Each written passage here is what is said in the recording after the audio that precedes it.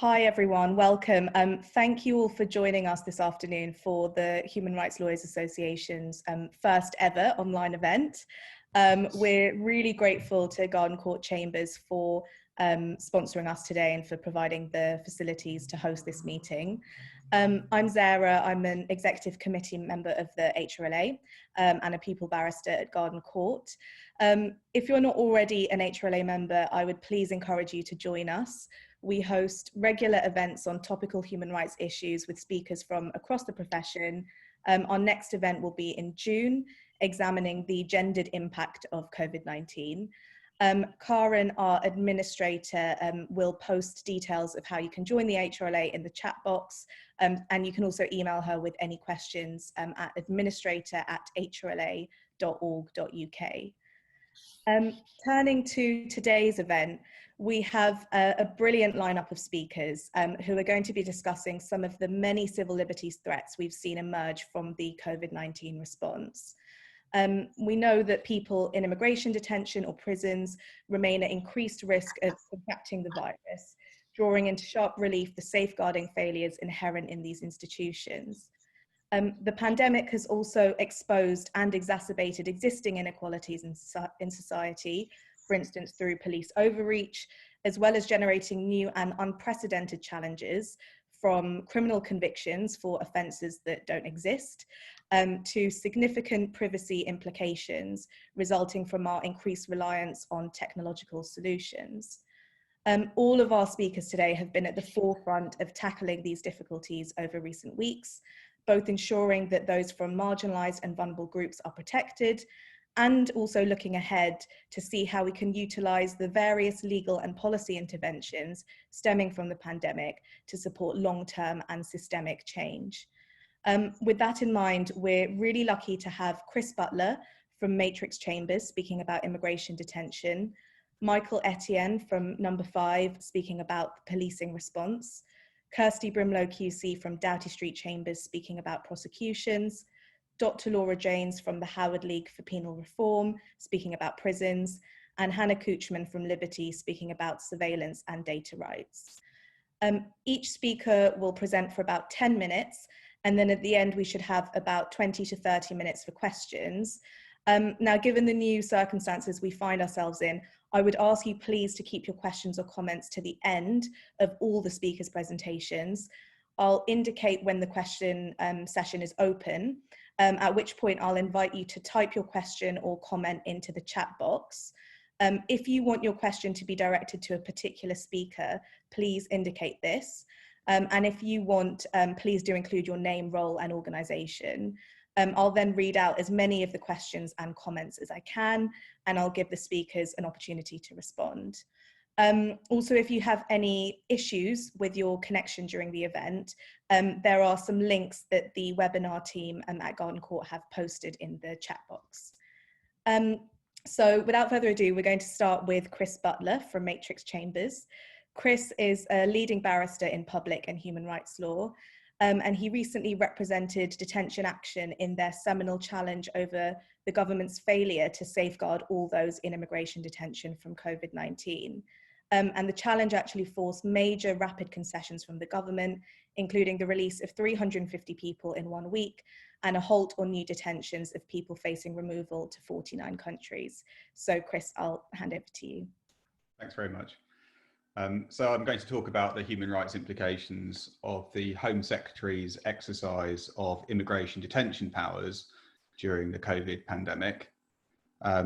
And I'll begin by considering the position immediately before the COVID outbreak, then look at the particular challenges to which the COVID outbreak gave rise, and finally to summarise the litigation, the detention action litigation, in relation to the Home Secretary's response to the outbreak. So immediately before, so January 2020, the Home Secretary has the power to detain foreign nationals for the purposes of facilitating administrative removal or deportation. She has no duty to do so, but has broad statutory discretionary powers. And over time, Home Secretaries have become increasingly enthusiastic in their use of those powers, so that as at the 1st of January 2020, there were about 1,500 individuals detained under immigration powers, 1,225 in immigration removal centres, and about 300 in prisons following the completion of custodial sentences. As you all know, safeguards against unlawful detention have existed for centuries. You can still find Chapter 29 of Magna Carta 1297 on the statute books. Nowadays, there are two principal constraints on the Home Office's powers of immigration detention. The first are the implied limitations on the Home Secretary's statutory powers. Those are known as the Hardy-Singh principles, named after the seminal case, and they include that the Home Secretary may not detain someone unless there's a realistic prospect of removing them within a reasonable period. That's the first. The second are limits which the Home Secretary has imposed on herself through policies, and those include a policy called Adults at Risk, which requires a higher level of justification for detaining those who are vulnerable to harm in detention, such as those with physical or mental health concerns.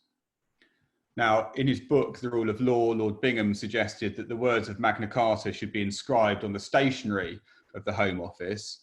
The Home Secretary didn't take up that invitation, and as the burgeoning case law shows, she routinely falsely imprisons foreign nationals, flouting the limits on her statutory powers of detention. Serious concerns have also been raised about the conditions in detention centres. In 2016, the Home Office commissioned Stephen Shaw, a former Prisons and Probation Ombudsman, to report on immigration detention. And among his findings were that immigration removal centres were overcrowded, cramped and unsanitary, and that there were serious concerns about the quality of the on-site medical care. So that was the position before the COVID outbreak. How did COVID affect that? Well, at the start of the pandemic, the charity Detention Action, which is concerned to protect the rights of immigration detainees, they commissioned a report from Professor Richard Coker, who is an emeritus professor of public health at the London School of Hygiene and Tropical Medicine. He reported on the 17th of March, and first he explained that at that stage, the emerging data from China indicated that 19% of COVID cases were severe or critical, requiring ventilation. Second, he explained that those with relevant comorbidities, like asthma or heart disease, were at substantially greater risk. For example, the Chinese data indicated that the mortality rate for those with heart disease was 10%. And third, he considered that the congregate setting of immigration removal centres was comparable to cruise ships on which there was already data. And he said that it was plausible that if the virus entered an immigration removal centre, then without mitigation measures, approximately 60% of detainees would rapidly become infected. Now that gave rise to issues under Articles 2 and 3 of the Convention. It's well established that Articles 2 and 3 don't only have a negative component, that's the prohibition on the state from taking life or treating people in an inhuman or degrading way, but they also contain implied positive obligations. And those include the duty to protect certain classes of individual from a real and immediate risk of serious harm or death, and the duty to implement systems to protect such individuals.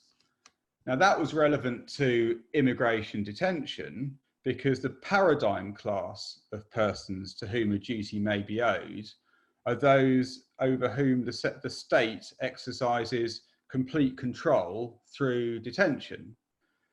And the COVID outbreak potentially triggered the positive obligations, given that certain detainees, those with relevant comorbidities, would be at real and immediate risk of serious harm or death if exposed to COVID.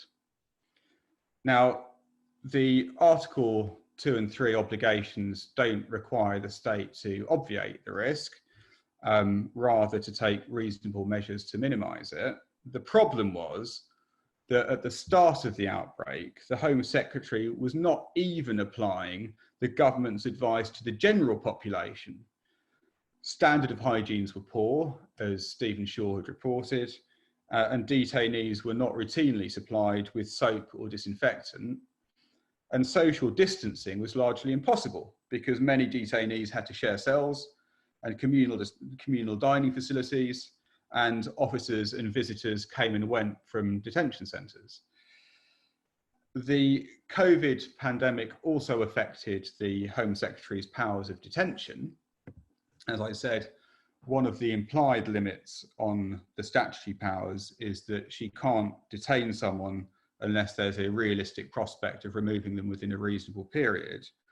And the pandemic led many countries to shut their borders indefinitely, thereby lengthening the period within which removal might take place. And in addition, the courts have recognised that the conditions of detention are relevant to what constitutes a reasonable period. And COVID meant that detention now carried with it additional risks of harm. So turning to Detention Action, they asked the Home Secretary in pre-action correspondence to identify the steps she was taking to protect detainees with relevant comorbidities. She got no response. They got no response. So proceedings were issued seeking wide-ranging interim relief, including that the Home Secretary be required to release all those with COVID comorbidities, unless in individual cases overriding public protection concerns could be identified. The claim was issued on the 18th of March, and a full-day interim relief hearing was listed before a divisional court on the 25th of March. So things moved quite quickly. Issuing the claim triggered a flurry of activity on the part of the Home Office. First, every detention was reviewed, and there was the largest ever release of immigration detainees. As I said, on the 1st of January, there were 1,225 detainees in immigration removal centres. By the 21st of April, that figure had fallen to 368. Second, a system was introduced to protect the remaining detainees. So instructions were issued to ensure that Public Health England's guidance on hygiene was followed in removal centres.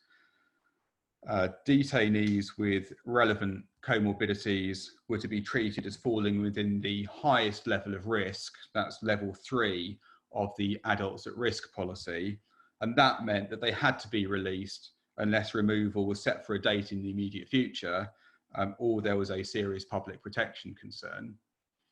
And in light of the scale of releases, it was now possible to introduce social distancing for those who remained in detention, and individual care plans were introduced for all those with relevant comorbidities. And finally, during the course of the hearing, the Secretary of State agreed to notify all detainees of the risk factors to enable detainees to self-identify as having a comorbidity that might not previously have been picked up by the healthcare teams. That system, parts of which were only introduced the evening before the hearing, meant that the application for interim relief was dismissed. There wasn't much left, and the claim was ultimately withdrawn. But as is obvious, the claim was successful in that it secured substantial improvements in the safeguards for immigration detainees. Finally, I should say that in addition to those who the Secretary of State has voluntarily released, there have been a series of orders for release, first by the Administrative Court pursuant to individual applications for interim relief pursuant to judicial review proceedings, and secondly, by the first-tier tribunal pursuant to its power to grant bail. So much so that on the 29th of April, the Director of Litigation at the Home Office wrote to the President of the First-Tier Tribunal to suggest that bail was being granted too readily, and that was rightly given short shrift by the President. So that's all I propose to say about COVID and immigration detention. I'd be glad to attempt to answer any questions later. Thank you so much, Chris. Next, we have Michael Etienne from number 5 Chambers. Michael is a barrister practicing across a number of public law areas. He's also a member of the Police Action Lawyers Group and the Inquest Lawyers Group, where as a result, he has a particular focus on actions against detaining authorities, including the police and prisons, whether in public law, coronial proceedings, or related civil claims. Michael's currently involved in community organising around COVID-19 policing as part of the London campaign on police and state violence. He also does work relating to education and community care, and he shares in the many concerns about the particular impact of COVID in these areas. So Michael, I'll hand over to you.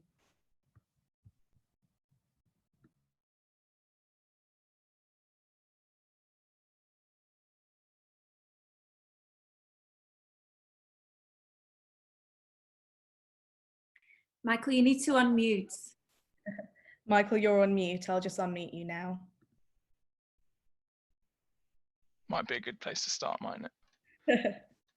Now that I hope everyone can hear me, I suppose it might be useful to start by kind of headlining what I think in kind of human rights terms the central issues are in the context of COVID policing. I think it will become clear very quickly though, as with almost every aspect of the impact of this pandemic, it is merely exacerbating pre-existing systemic inconsistencies, injustices, and discrimination. And of course, policing is no stranger to problems in this area. So I guess in broad terms, in the specific context of COVID, 3 things, I suppose. Issues around clarity, consistency, and accountability. And in essence, there's not very much of any of those 3 things, but these are central human rights principles, right? The idea that as citizens, you should be able to properly anticipate how the state is going to respond to anything that you do or don't do, and that the state's response will be consistent, and that where the state fails to be consistent or overreaches its powers, there'll be proper accountability for that. And that's not what's happening at the moment. One of the interesting things, I guess, although this is kind of perhaps a more academic point, is that the policing of COVID has changed the basis of policing very slightly. So we have this notion of policing by consent, and that is very much a notional idea, right? Because whose consent are we talking about? But even insofar as it exists, that's being challenged. But also what the police are being asked to do under the relevant regulations is to police public health, right? They are agents maintaining public health measures, and that even in principle is a kind of quite a significant shift in the empowerment of police officers. And it's interesting to note that the powers that the police are using under the health regulations, as opposed to the Coronavirus Act, could actually be used by police officers, police community support officers, or some other relevant person who could be appointed by a local authority. But of course, what we're seeing is enforcement through the police. In terms of setting the framework, because there's been lots of discussion about what is or isn't covered by the regulations, so it may be helpful to kind of just briefly go through some of the key terms and concepts to kind of put things in context. And I've referred a number of times to the regulations. So these are the Health Protection Coronavirus Regulations England, and that's quite an important point to note, 2020. They were amended on the 22nd of April and they're actually due to be amended tomorrow in light of the Prime Minister's announcement on Sunday about the so-called loosening of arrangements. So a couple of headline issues. So the concept of household, right? So the idea that you're not allowed to leave your house without a reasonable excuse, and reasonable excuse I'll come back to in a second. But even from the beginning, there's confusion, because actually what the regulations say is you're not allowed to leave the place that you live, which includes the physical building that you are living in, but also gardens, garages, and something called, and I've written it down. In fact, I haven't written it down, but it's I think yeah. So the outhouses and garages, and that's significant because we've seen examples of the police trying to police what people are doing in their own gardens, which is just not lawful. In terms of public gatherings, we've seen incidents of police officers stopping cars and threatening, I think it was in Derbyshire, to disperse people from within cars, when the concept of public gathering is what it says it is. It's a gathering in a public place, and the rules that were in place did not specifically prohibit you from making use of your car, as long as you did it within the confines of the regulations. The other big issue is about what reasonable excuse is. And it's really important to understand that what the law says is that you should not leave your house without reasonable excuse. But it doesn't prescribe definitively what reasonable excuse is. What it does is it sets out a series of illustrative examples of what could count as reasonable excuse. So going out for essential items, going out to provide support and aid to vulnerable people, leaving your house in order to escape some threat to your personal safety or well-being.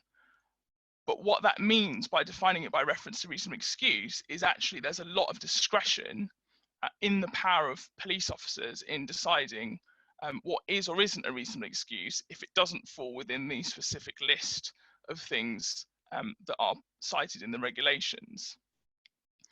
The other idea behind the regulations, because they're not, at least in presentational terms, intended to be policing powers in the traditional sense, is the idea that enforcement should be the last resort.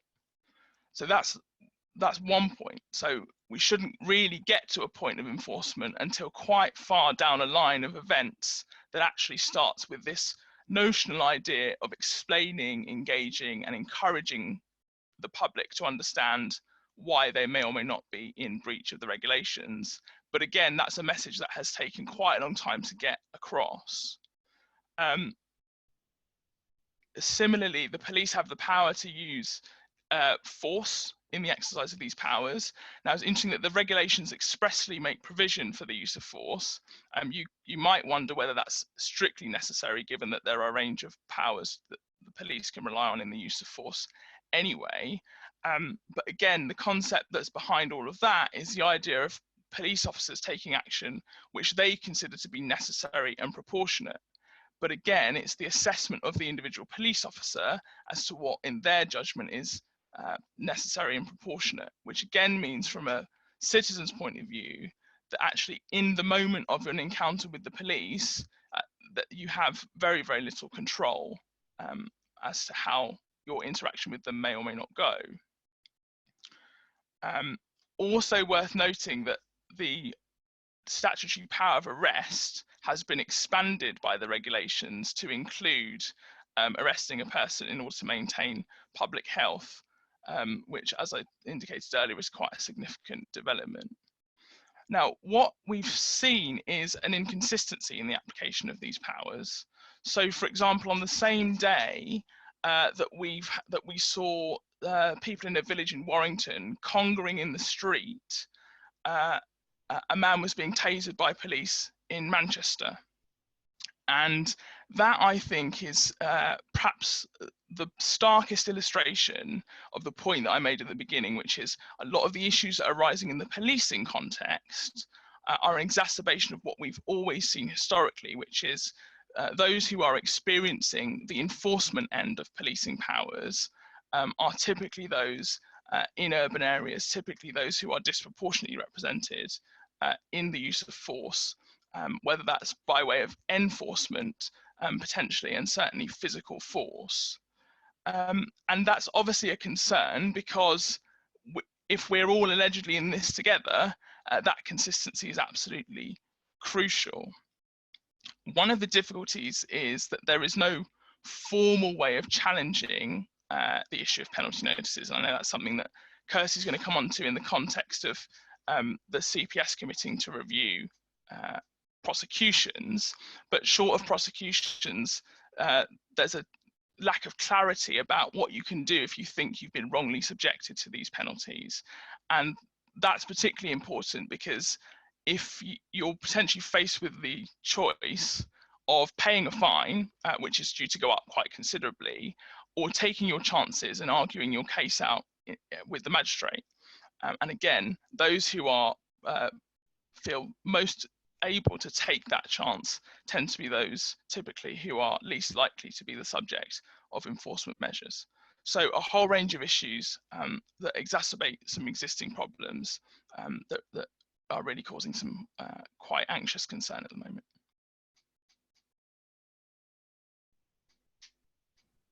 Great, thank you so much, Mike. That was really, really enlightening. We're going to follow on from that, as Mike mentioned. Kirsty's also been working on policing and particularly prosecutions that have arisen. Just to introduce Kirsty briefly, Kirsty Brimlow QC is an in-depth practitioner in criminal law, public law and international human rights law. She's head of the International Human Rights team at Doughty Street, former chair of the Bar Human Rights Committee and a visiting professor at Goldsmiths University London. And recently she successfully has worked with both activists and journalists to secure the first withdrawal of wrongful convictions under the COVID regulations, and subsequently pressuring the CPS to now review every charge that is brought under these new laws. She's also recently co-drafted a 6-step guide for members of the public and lawyers dealing with allegations and enforcement of the COVID legislation. So Kirsty, I'll hand over to you now. Thank you very much.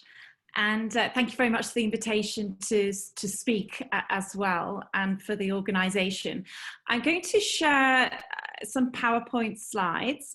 They are some slides that myself and Adam Wagner put together a couple of weeks ago now. So they're slightly out of date.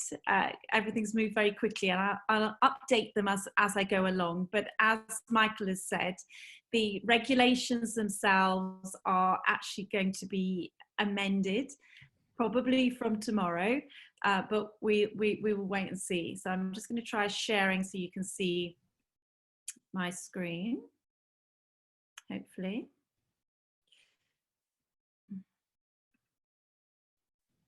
Is that working? No.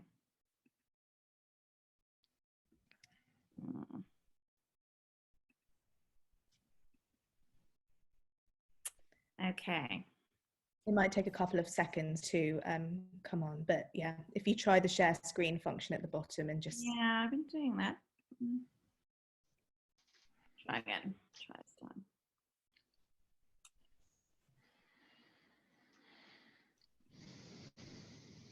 Great. Yeah, great. So basically, you're probably quite familiar with this now, but there are 2 laws under the emergency legislation. And one of them, which is the one that most of us will be dealing with and have been dealing with, are the regulations which come under the Public Health Act. 1984, it's a very heavily amended act, although so it might seem quite old, but and that has a provision where you can bring in emergency legislation such as this. There's also the Coronavirus Act 2020, and really, if you look at those 2 tranches of legislation, obviously the regulations themselves are secondary legislation, and that is quite important because what that means is is that they need to be fulfilling the statutory purpose of the Parent Act. And so what you would always do is look back at the Parent Act in order to see what the purpose of the regulations are. And as Michael has also alluded to in his talk, these are regulations which are not for public order, they are for public health. And the statutory purpose of the regulations is set out as being that they are for protecting against, controlling, or providing a public health response to the incidence or spread of infection or contamination. And that's section 45C of the 1984 Act. So the Act gives the Health Secretary wide powers for the protection of public health, which includes making regulations by statutory instruments and also creating criminal offences, as we have here, but crucially only in times of emergency. So those are the regulations. I'm going to focus on England, basically so that you know the provisions. I have to say I haven't quite cross-referred every single nation, other than I've had quite a look at Wales and Scotland, but they seem to be identical, save for Wales, which does have within the regulations a restriction on the amount of exercise to 1 hour and once a day, whereas England, Scotland and Northern Ireland, there actually was no restriction on the once a day, 1 hour that we all became quite familiar with. That came from guidance, so it was never actually within the regulations themselves. The key points, when did they come in? So the regulations in England came into force the 26th of March 2020. No debate, they're not through Parliament. So Coronavirus Act, of course, is primary legislation and that goes through Parliament, although with the Coronavirus Act, it actually went through in really rapid time, I think about 6 days. And there was little opposition to it because we're dealing with a pandemic. And so the opposition was not saying that emergency law isn't needed. However, there was an issue with the time. And so there was a 2-year long stop put on a sunset clause. So that gave effect to the lockdown, which was announced on the 23rd of March. And with the regulations, they must be reviewed basically every 21 days. The amendments that came in on the 22nd of April, after the first review, I'll come on the PowerPoint slides, but the key points are that these regulations are ones which last 28 days, so they need this review, and they're going to have a long stop there of 6 months. So that's regulation 12. And I can make these slides available to you all if you're interested, but there was quite a useful chart from the Institute for Government on the comparison there with the different enactments between the 4 nations. So it's quite a nice little flow chart. So I'm going to skip through that. Now, the regulations themselves, they related to closure of premises, so 4 to 5. I'm going to skip through those fairly quickly. This is the one that we've all been concerned with. Now, the red additions there are the additions that came in on the 22nd of April. So previously had been that no person related to leaving the place where they were living. And then there was those 4 words were added in, or be outside of the place where they were living without reasonable excuse. And the regulation 6.2 has a non-exhaustive list. There's actually 13 examples of what a reasonable excuse is, and it includes the need to. And then we have all of this that we're very familiar with, because we had various kind of macho sort of signalling from police chiefs. I'm going to check out your shopping trolleys. Have you got basic necessities? And all of this was unhelpful, and really kind of outside the spirit and the purpose of these regulations in the first place.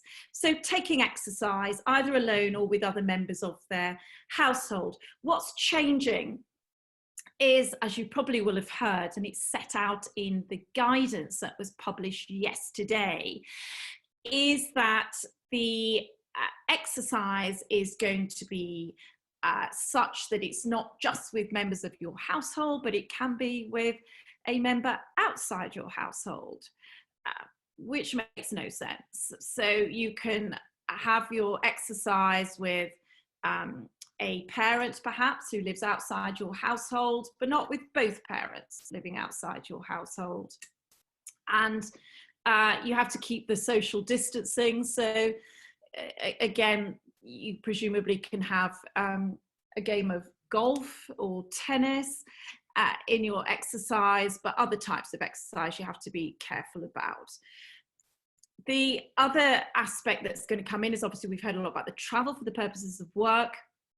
It was always very wide as to who needed to travel into work and who didn't. And so that's going to really be expanded to encourage people to go back to work. And the other part of the guidance which is changing, which has changed and presumably is going to be reflected in the regulations, or it might not be, is that you can basically drive wherever you like. So you can drive, not only drive to that remote beauty spot, but on the condition really that you're exercising for longer than you drive, which is in the previous guidance. Now it's saying you can just drive as far as you like, but it doesn't actually say in the new guidance what you're allowed to do when you get there. It does set out as well that you shouldn't be crossing the borders, because of course what we're starting to get is a divergence between what happens in England, between what is going to be happening in the other nations, which is going to cause lack of clarity. Now, that's a little skip through on Regulation 6. Regulation 7 is on the restriction on gatherings, which is going to remain pretty similar. There was a few amendments here and there. The enforcement powers come in at Regulation 8, which are affecting obviously what the police can do. And then Regulation 9, I'm going to skip through with about children because of time, but Regulation 9 is the regulation which is bringing in the criminalisation. So let me just skip to 9. Person who, without reasonable excuse, contravenes regulations 4, 5, 6 or 7 or 8, commits an offence. So that's 9. Now 10 on fixed penalty notices has always been very problematic in the wording, because it also sets out that an authorised person may issue a fixed penalty notice. Now, that I think was the wrong way round, because the guidance is very clear that police and others who are designated individuals who to carry out the enforcement of these regulations, they should engage first, encourage, explain. Enforcement is last resort. So why have regulations drafted where you have, first of all, the powers on the commencement of a prosecution, and then you have at the end, the authorised person may issue a fixed penalty notice, which is the avoidance of the prosecution. It would have been more logical to put that first, and that would have been easier for enforcement officers to follow in the different steps that they are taking. Now, very quickly, issues that have occurred, there's been many of them.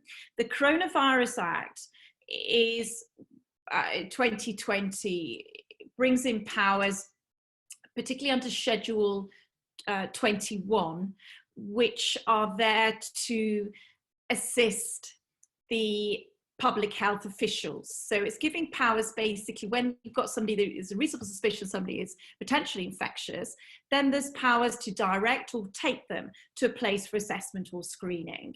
And then there are powers to keep that person remaining at the place of assessment or screening. And then there are powers as to where they go after the place of assessment or screening. Now, what's been happening for some inexplicable reason is that the charges and then the prosecutions and then the convictions have all been occurring using the Coronavirus Act, when in fact the intention had been to use the regulations. And the first case where this happened was a case of a woman called Marie Dinu, and that was on the 28th of March. And she was initially reported for supposedly loitering at a train station on her own. She was questioned by British Transport Police. She was arrested, detained at a police station for 2 nights, taken to the magistrate's court, and was convicted of being outside a place where she was living without reasonable excuse under the Coronavirus Act. So there's no such offence under that. And within days, once we picked up on the case, the Times contacted me, we picked up on the case, the conviction and her sentence was set aside. The point, just before I move on, bearing in mind the time, is that the CPS indicated that it was going to now review every charge that's been brought under the emergency coronavirus laws, because we identified 5 cases, kept taking them back to court where there have been wrongful prosecutions, unlawful convictions. And what also needs to happen is that the thousands of fixed penalty notices also need to be reviewed by each police force, because undoubtedly there will be the same unlawful exercise of powers in relation to the issues of those penalties. Thank you. Thank you so much, Kirsty. Next, we have Dr. Laura Janes, who's the legal director at the Howard League for Penal Reform. Laura was admitted as a solicitor in 2006, and she has oversight of the Howard League's legal service for people under 21 in prison. She's developed an expertise in advising and representing children and young people in penal detention in relation to prison law, public law, and criminal appeal matters. She's also a committee member of the Association of Prison Lawyers and the Legal Aid Practitioners Group. She's been very vocal on the significant health risks to prisoners as a result of COVID-19, and she's been leading the Howard League's legal and policy interventions in this regard. So Laura, I'll pass over to you, and I believe you've got a PowerPoint as well, so if you just share screen, that should work. Thank you very much, and also for having me. Yes, I do have a little slideshow. So really just want to talk to you today a little bit about COVID inside prisons and what the Howard League for Penal Reform with others have been trying to do about it. So first up, really, ministers were warned 3,500 could die of coronavirus in prisons. That was in an article published by the HuffPost last week.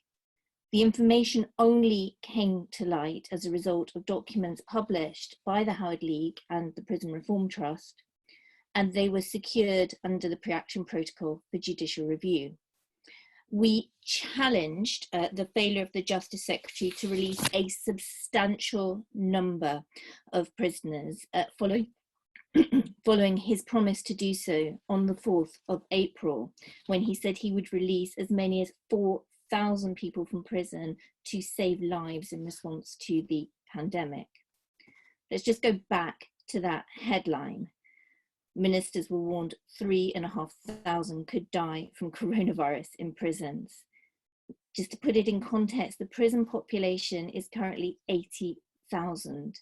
So that figure represents 1 in every 20 people in prison. Now, those warnings were not from the Howard League and Prison Reform Trust and others, although we did warn that substantial releases were required, because that was obvious. That advice was from Public Health England. It was given to ministers on the 24th of March 2020, but it wasn't published. And it was based on a reasonable worst case scenario. The announcement that 4,000 would be released followed some 10 days later, but by mid-April, only four of the potential 4,000 had been released under the scheme. And the latest data we have is still that only 50 have been released. So together with the Prison Reform Trust, the Howard League sent a pre-action protocol letter. We argued that it was irrational to announce that releases were required to save lives and then not to do it. Now, the response to our letter was that, in fact, releases had not been abandoned. Apparently, we're told that 200 have been approved and 300 are in process, but the advice had changed. And that advice had changed dramatically to an estimate of 100 deaths. And that is based on a best case scenario. Now, that new advice, you'll be surprised to hear, was published without prompting. In ordinary times, of course, a headline like that, with ministers receiving a warning of death on such a huge scale, not acting on it, and then burying it until it's teased out through litigation, would be headline news, not just an article in one online paper. But of course, these are not ordinary times. And of course, there are other stories that we need to hear and that deserve our attention. So the latest advice to ministers and the prediction of 100 deaths in custody is based very much on the fact that the virus has been contained so far only because of the severely restricted regime that is in place in our prisons. And worse still, it is said that that will need to continue for I love the euphemism, the rest of the financial year. This was a statement made in April, so up to a year, in order to keep people safe. So what does that mean in practice? Well, this isn't a headline, but I think it should be. It means that 80,000 men, women and children are going to need to be kept in either overcrowded conditions. There are some 18,000 prisoners kept in overcrowded conditions in our prisons today, or in solitary confinement for up to a year. So just imagine that. This morning we run an advice line for young people. I spoke to a young person, let's call him Peter. He'd been recalled, he's a teenager, young adult, over the last few weeks, not for any further offence, but he has breached some conditions. He's a care leaver. He's now in a double cell in a local prison. Today he told me that his cellmate is ill. He doesn't think it's COVID, but the prison think it might be. So that means that neither of them are now allowed to leave their cell for 14 days. Of course, a prison cell is roughly the size of a car parking space. Social distancing for two people within it is impossible. He has been recalled to COVID, but at least he has some company. All the other children and young people I spoke to this morning were telling me that they were spending 23 hours at least every day, completely alone in their cells. And that's what they've been telling me for weeks. So a bit more on that later. So I'm sure many of you are familiar with the Howard League for Penal Reform, but I ought to just mention, of course, that we are the oldest penal reform charity in the world, and that we work as an organisation as a whole to achieve less crime, safer communities and fewer people in prison through a combination of policy, research and direct legal work for children and young people under the age of 21. We are a membership organisation and take no government funding. And because we work primarily with children, I just want to tell you a little bit about children in prison, because I think that no children have been released under that early release scheme as yet, and this is the situation that they are in ordinarily. So the latest data we have shows that in a third of all cases of all admissions to custody between 2014 and 2016, there were concerns about self-harm, physical health in a third of cases, mental health, learning disability. And that's just to give you context of what the children in prison are going to be their starting point in order to understand what they're going through. Around half the children in custody are from ethnic minorities. It used to be a quarter. There's been a huge reduction in the number of children in custody, but it's been mainly a reduction in the number of white boys. And between a third and a half of children in custody have been in the care system. And even pre-COVID, we knew that the situation of children in custody was dire. Yes, the numbers have reduced by 2/3 in the last decade, and as we speak, it's around 750, the lowest I've ever known it to be. But the average length of sentence has increased, and the self-harm rates and the use of force on children has increased exponentially. 35 children have died in prison since 1990, and the independent inquiry on child sex abuse in custody, the fact we even had one is astounding, found that there'd been over 1,000 allegations in a 9-year period. So what's it like for children inside at the moment under COVID-19? The thing that really strikes me is that when you ask kids what's wrong, what's upsetting you, what they say first is that they're worried about their families, often about grandparents. And you can tell that they are racked with anxiety about that. As I've said, the regime in prisons is severely restricted. On Friday, we had the first short scrutiny report by HMIP, which confirmed what I've put in our briefing, which is what children have been telling us through our legal work and our advice line. They're spending routinely, except in one prison which holds 34 boys in Wales, they are routinely spending 23 hours a day or more locked alone in their cells, which of course meets the international definition of solitary confinement. No face-to-face visits, no face-to-face education. Some worksheets are going under the doors, but no help with that. So the children with learning difficulties, of whom, as I've said, there are many, are completely disadvantaged by that, and no therapy. Difficulties in accessing the support from the outside world to get back out again, and all the external safeguards dramatically reduced. Young adults, I'm afraid, are actually in an even worse position. As you may have known, there's a growing consensus and acknowledgement throughout the justice system, including a report by the Justice Committee in 2016 and 2018, that, and from the Lord Chief Justice himself, that you don't just wake up on your 18th birthday with the full attributes of maturity magically conferred on you. You're still maturing, the brain is still growing until the age of 25. But the education sheets under the door and the little bit extra credit that the children get is sorely absent for young adults. They're often not even getting basic things to clean themselves with, and they feel that the situation is incredibly limited. The day drags out. And for adults, the situation is similar. And you can see here, this is just a paragraph from the Lord Chief Justice decision in R.V. Manning, Attorney General reference, that was handed down on the 30th of April, where this is not the Howard League speaking now, this is the Lord Chief Justice, and he is accepting that when judges and magistrates make decisions about sentencing, they need to think about the situation to which they are sentencing people to. And he says, currently confined to their cells for 23 hours a day, unable to receive visits, both they and their families are likely to be anxious about the risk of transmission. So it's all across the board.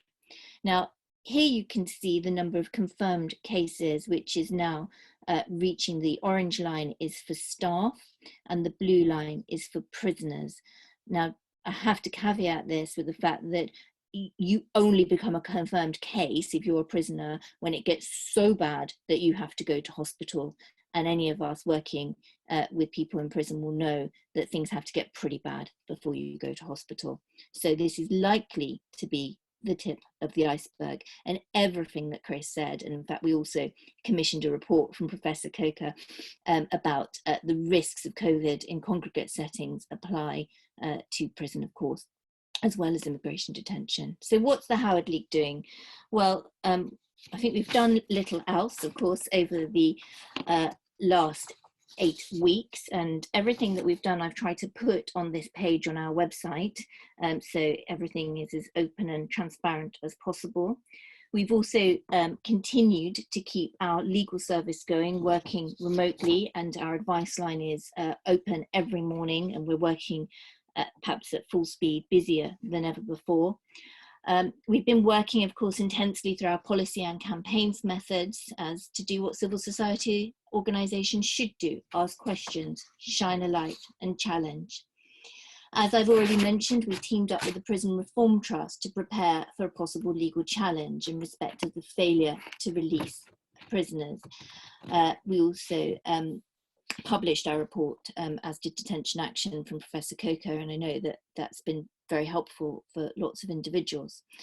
In the end, of course, our legal challenge didn't proceed, but I do note that each announcement from the Secretary of State for Justice tallied with deadlines that we had set by us in correspondence. We can't claim to have had such a similar high level of releases that, of course, Detention Action have managed to achieve, which is just fabulous. But of course, it is that constant pressure. And of course, it is only as a result of the threat of legal challenge that we achieved the disclosure that I started this talk with. And of course, we haven't finished. As the courts start to open up and the prisons will start to fill up again in the coming weeks, I know that people in prison will be suffering further. We've written back to the Justice Secretary and urged him not to abandon the earlier release scheme, to keep up those releases, because if we're not going to have 80,000 people in solitary confinement, there needs to be the space in order to have a humane system where people, men, women and children, are not kept in just solitary confinement or warehoused for up to a year. Thank you so much, Laura. And again, we'll share the slides, if that's okay, with the speakers at the end. Brilliant. So last but not least, we have Hannah Kuchman, who is a Policy and Campaigns Officer at Liberty. Hannah leads Liberty's advocacy work on technology and human rights, including surveillance, the use of technology in policing, data rights, and freedom of expression online. She was previously a criminal law barrister before moving into justice policy. And prior to her practice at the bar, she was a prison law caseworker and assistant director of a children's rights charity. More recently, Hannah has inevitably been leading Liberty's response to surveillance concerns arising out of COVID-19, including briefing parliamentarians on the privacy implications of contact tracing technology. So I'll hand over to Hannah. Thanks, Zara, and thanks for having me today. I've really enjoyed the talk so far. As Zara mentioned, I'm from Liberty. It's our role to challenge injustice, defend freedom, and campaign to make sure that everyone in the UK is treated fairly. We do that through work in the courts, through legal representation and taking legal cases. We do it working with, but more often against, the government. We do it with members of the public through campaigns. And of course, we advise people on human rights matters through our advice line. I sit in the policy and campaigns team and, as Zara says, lead work around technology. You can imagine that at the time that COVID became the significant concern it is today, we immediately at Liberty needed to pivot our work to focus on new areas. And you can imagine quite easily, I'm sure, how my previous work that was around things like surveillance, so facial recognition, data, so algorithms and automated decision making, how those things become amplified in a public health crisis such as this. And the government has really chosen to fully explore the routes that surveillance and data surveillance particularly can play in addressing this crisis.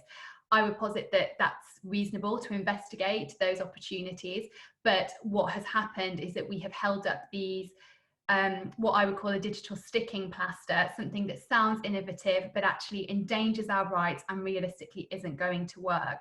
So I'll talk through a few of those examples. What I think we need to do essentially when it comes to surveillance data and this crisis is first of all to challenge specific responses we see around technology and data, and to ensure that we resist those that breach our rights. I think we need to empower people to know their own rights and to know how they can and should resist the use of these sorts of surveillance tools or this kind of data collection, and that they feel empowered to push back where they feel that their data and their privacy and their other rights are at risk. We need to highlight discriminatory and disproportionate use of surveillance against minoritized communities, and we need to encourage things like data minimization and other data protection principles to be adhered to. Completely agree with what's already been raised on the panel today about this essentially exacerbating pre-existing difficulties, approach to discrimination, disproportionality, certainly within policing. What I'll do is try and do a really quick whistle-stop tour through some of the key risks that we've identified. But what I'd also like to try and do, if I've got time, is talk a bit more about the context and the framing of these issues in light of the COVID crisis. So one of the key surveillance and data-related responses, which you're no doubt familiar with, is the contact tracing app. And I've received notification literally whilst on this call that it looks like that is now ready to roll out, which I would consider to be deeply concerning news. So you may be aware that it's being trialled on the Isle of Wight, although as often is the case, this just amounts to active deployment. We're not aware of any kind of evaluation criteria or any kind of participation from those people who are downloading it to let people know how it's working and what the problems are. Luckily, they do talk to journalists, so we get to know about this secondhand. And what we know is actually this app that the government are trying to introduce to essentially contact trace and alert people if they've been in contact with someone with COVID. Technically, it's causing all kinds of problems. It's difficult to download. It doesn't work on many phones, particularly those over 3 years old. It completely drains your battery. Those are secondary problems to what I would consider the primary problem, which is that it doesn't work. And people have reported how this app tells them, warning, you've been in contact with someone with symptoms, when they haven't actually left the house since downloading the app, rendering that completely impossible and suggesting that false positives are a real risk here. Now, you might think, well, that's all well and good, maybe it doesn't work, but how is that a rights issue? Well, I think that this all links back, first of all, to whether this is a necessary intervention, whether it can even be necessary and proportionate if it simply doesn't work. We also know that this kind of app will only work if we have 80% of the smartphone using population downloading it. I think it's really unlikely that that will happen when we hear that actually it doesn't work. It's not going to be used effectively if people consider the alerts they get to potentially be untrue. And of course, ultimately, we're not going to, what we're concerned about is seeing a society where people will say, well, actually, I don't want this kind of data sucking device on my phone, which I think is quite right. And it means that when those interventions are necessary, they simply won't be used effectively. Now, whether or not this works is secondary for Liberty to the question of how our rights will be infringed if and when it does. Of course, those questions should be reversed for the key decision makers. We're really concerned, first of all, about the fact that Parliament has not debated the use of this technology. They have it in part, in fairness, but there hasn't been any primary legislation, there hasn't even been any regulations around this, so there hasn't been the opportunity for that engagement. We think there absolutely should be primary legislation in this area to allow for that debate, but also because this represents such a significant step change in the way that the government is using data and encouraging us, and some might say coercing us, into using our personal devices and our personal data to fuel these public health responses. We're also concerned about the model being used. So you may have heard there was a debate between a decentralized and centralized app. We've ended up with a centralized one, completely the wrong decision.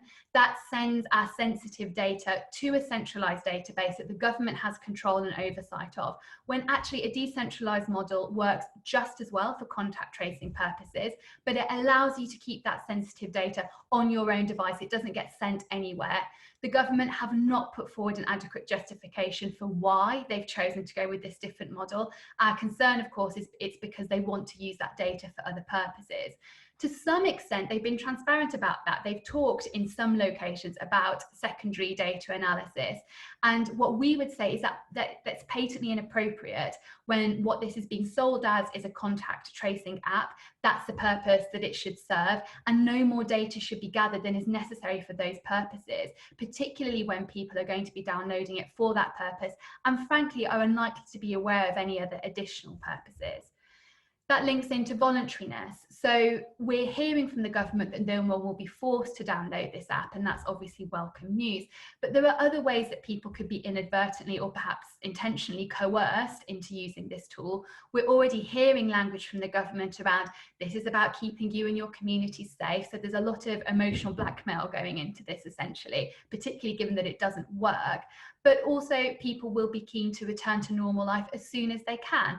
Or people will feel the need to return to work as soon as they can, particularly if they're on low income or in insecure employment. And in those locations, it's possible that people will be required to have the app downloaded. We also don't know how people might use this app as, say, a condition for entering a particular public place, public transport. Let me see your app. Can I check that you haven't been reporting symptoms? Can I check you're not supposed to be isolating? There are thousands of unanswered questions around this. We're also concerned about if and when it will be rolled back. How might this infrastructure become embedded into the way that we live our lives? We don't want to see this model sort of put on the shelf to be brought back in other situations where perhaps it's not so pressing, although debatable whether or not it is the right solution, even in these circumstances. You may be aware that the JCHR have raised significant concerns around this.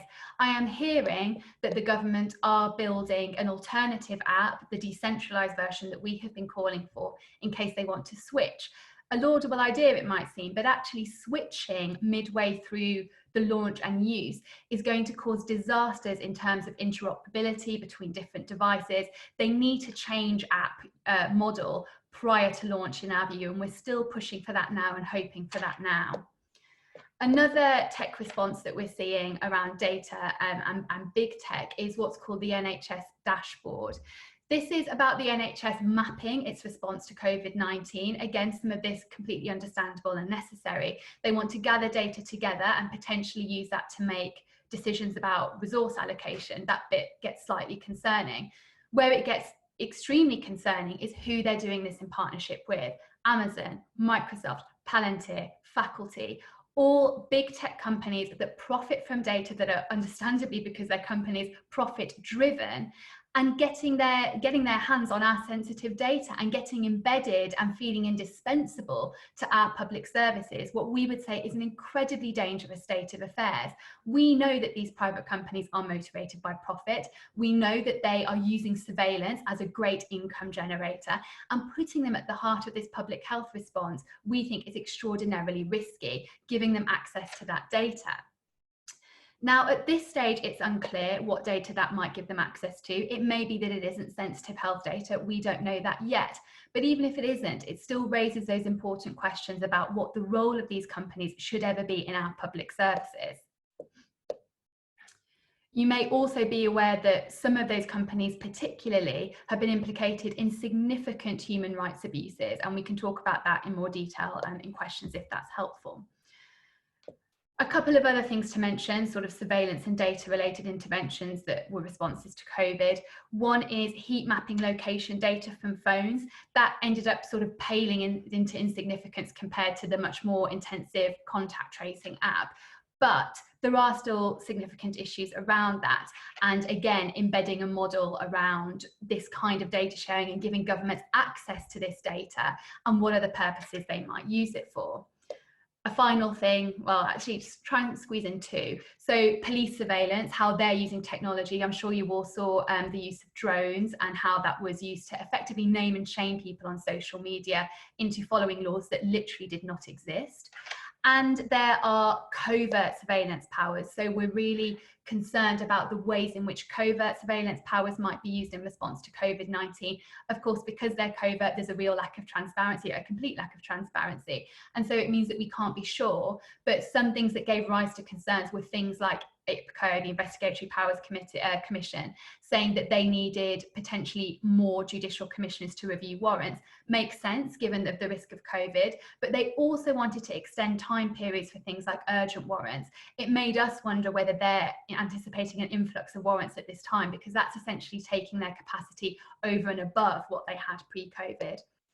Very quickly to finish off, what I mentioned about framing is really about how we're seeing our civil liberties pitted against public health, a sort of privacy versus public health dichotomy, which is entirely false. We can and should have both of those things.